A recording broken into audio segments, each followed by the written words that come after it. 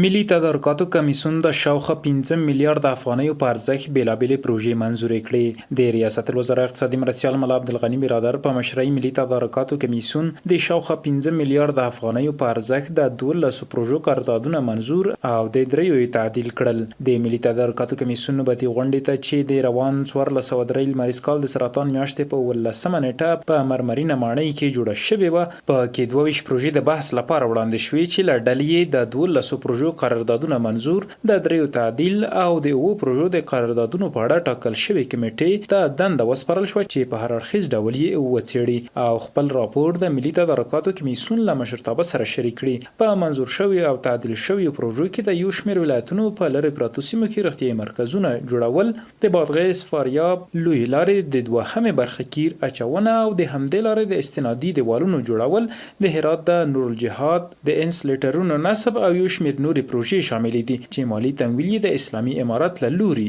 کیږي.